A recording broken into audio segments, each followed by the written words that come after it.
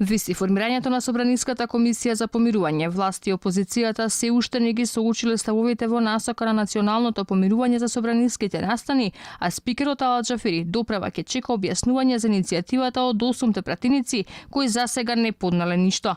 Идејата за формирање на телото е во контекстот на подготвеноста на мнозинството во собранието да се има општо помирување во односите меѓу пратениците првично, односно политичките партии кои што се застапени во парламентот и пошироко.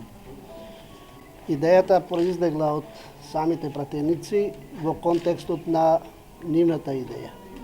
До сега идеаторите не се обратиле до мене контекстот, пошто нивната волја била да јас бидам тој што ќе водам тоа тело.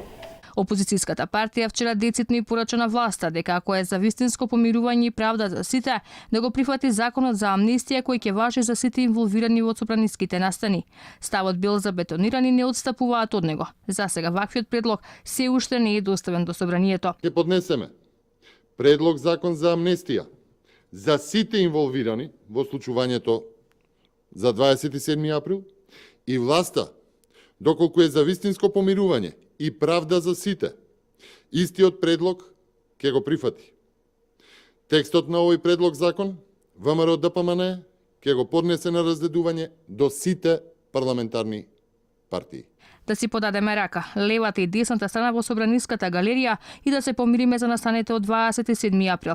Вака звучеше понудата на премиерот Зоран Заев непосредно пред гласањето за отварање на Уставот. Ама со кого ќе се помирува Заев ако работите не се поместат од мртва точка? Ќе биде ли подадена рака само за оние кои му возможија мнозинство? Кулминацијата стигна на 27 април 2017 година.